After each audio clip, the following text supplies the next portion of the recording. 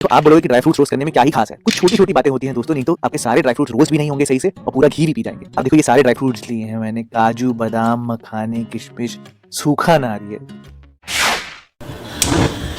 Gas on करते ही सबसे पहले आप कुकर में थोड़ा सा घी डालना। ये पूरी रेसिपी मैं यहाँ पर कुकर में ही बनाऊंगा और कुकर में ही इसका सही रिजल्ट आता है दोस्तों। और सबसे पहले आप यहाँ पर काजू और बादाम डालना गरम घी में, एकदम लो फ्लेम पे रोस्ट करना। देखो कोई और ड्राई फ्रूट मत डालना, सबसे पहले काजू और बादाम ही डालना, क्योंकि काजू और बादाम में अपने अंदर ही थोड़ा सा फैट होता है, जिसकी वजह से वो सही से रोस्ट होते हैं और ये घी नहीं पीते। अगर आप सबसे पहले मखाने डाल दोगे तो वो पूरा घी पी जाएंगे और आपको और घी डालना पड़ेगा, जिससे रेसिपी बेकार हो जाएगी। अब देखो हमारे कुकर में कितना सारा घी बचा हुआ है, तो इसी में ही आप यहाँ पर सूखा नारियल थोड़ा सा मैंने लिया है, इसको रोस्ट कर लेना। यहाँ पर आपको नारियल को कोई ब्राउन करने की जरूरत नहीं है, हल्का सा ही रोस्ट करना है और कलर लेना है। और सबसे एंड में ही दोस्तों आप यहाँ पर मखाने डालना। सबसे एंड में क्यों डालने हैं? इसलिए डालने हैं क्योंकि मखाने जो है सारा घी पी जाते हैं दोस्तों। मखाने को रोस्ट करते वक्त गैस की फ्लेम को आप थोड़ा बढ़ा देना और आप खुद ही देखना मिनटों में ही क्या होगा कि आपका घी पूरा गायब हो जाएगा। इसलिए मैंने आपको बोला था दोस्तों कि थोड़ा ध्यान देना और ध्यान से सुनना। आप बोलोगे कि किशमिश को तो रोस्ट ही नहीं किया, जरूरत नहीं है दोस्तों। जब हम यहाँ पर हलवा बनाएंगे तो अपने आप ही पूरे रोस्ट हो जाएंगे। मैं यहाँ पर कभी भी चीनी का यूज नहीं करता, बल्कि गुड़ डालता हूँ। और 1 कप आपको दलिया चाहिए होगा। दलिया को ब्रोकन व्हीट भी बोलते हैं, लापसी भी बोलते हैं, और ये सच में बहुत हेल्दी होता है दोस्तों, क्योंकि व्हीट को मोटा मोटा तोड़ के बनाया जाता है। तो व्हीट का हस्क भी है इसमें, ब्रांड भी है इसमें, और ऐसा तो कहते ही हैं कि सुबह सुबह दलिया खाना बहुत अच्छा होता है।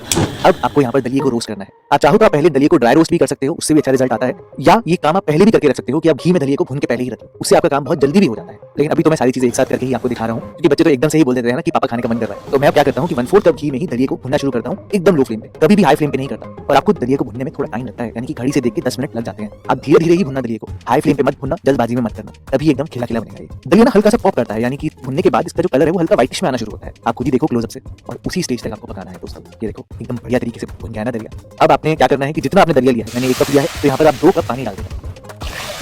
2 कप पानी डाल के 2 से 3 आपने सीटी लगवानी है मीडियम फ्लेम पर। कुकर वैसे ही गर्म है, तो अपने आप ही हमारा दलिया फटाफट पक जाएगा। जब तक दलिया पक रहा है आप यहाँ पर साइड में 1 कप पानी डालना, और उस 1 कप पानी में आप यहाँ पर गुड़ डाल देना। आप देखिए जब तक सीटियां आती रहेंगी तब तक हमारा गुड़ भी पूरा पिघल के उसकी चाशनी बन जाएगी। ये जो चाशनी है ये आपको कोई तार की चाशनी नहीं चाहिए, सिर्फ इतना पकाना है कि गुड़ जो है वो पानी के साथ मिल जाए, बस उस स्टेज तक पकाना है। और फिर कुकर की सीटी हमारी 3 आ चुकी है, तो मैंने गैस को बंद कर दिया था और ठंडा होने के लिए भी छोड़ दिया। आप ये देखो कुकर जैसे ही ठंडा हुआ है, दलिया कितने अच्छे से पका हुआ है। ये रेसिपी वैसे दोस्तों कंप्लीटली आधे घंटे में तो आप बना ही सकते हो, लेकिन अगर आपने पहले से ही प्रिपरेशन करके रखी है तो ये रेसिपी आप बहुत आराम से 10 से 15 मिनट में बना लोगे। एकदम सॉफ्टनेस में आ चुका है इसका टेक्सचर, तो यही बहुत अच्छा लगता है दोस्तों। अब आपने कुछ भी नहीं करना, आपने सीधा ही यहाँ पर जो चाशनी है उसको डालना है। मैंने यहाँ पर दूध का यूज जानबूझ के नहीं किया, क्योंकि मैं यहाँ पर गुड़ का यूज कर रहा हूँ। वैसे तो जो लापसी होती है उसको लोग दूध में भी बनाते हैं, लेकिन चीनी के साथ। आप यहाँ पर चाशनी डालकर आप थोड़ा सा दलिया को पकाना और लगभग सारे ड्राई फ्रूट डाल देना, थोड़े से बचाकर रखना, वो हम एंड में डालेंगे। आप यहाँ पर किशमिश भी डाल दोगे तो यहाँ पर थोड़ा सा जब पकाओगे तो किशमिश भी सही हो जाएगी। और अब एकदम एंड में जब आपकी लापसी आपके हिसाब से हो जाए, जैसे कि अगर आपको थोड़ी सी लिक्विड पसंद है आप उस स्टेज तक रखना, अगर आपको ड्राई पसंद है तो आप पूरा पका देना, लेकिन जब आपकी इच्छा अनुसार पहुंच जाओ कि पक जाए, तो एकदम एंड में लास्ट स्टेज पे दोस्तों आपने यहाँ पर जायफल को किसके डालना है और इलायची का पाउडर आपने डालना है एकदम एंड में, लास्ट में, तभी उसकी खुशबू रहती है, नहीं तो पकाने में उसकी खुशबू ही उड़ जाती है। और हमेशा मेरी दादी ये करा करती थी कि एकदम एंड में घी डालती थी, तो मैं भी हमेशा अपने बच्चों के लिए एकदम एंड में घी डालता हूँ। मजाक नहीं कर रहा, खीर, हलवे या कोई भी मिठाई से बेटर है ये, और खाने में भी बहुत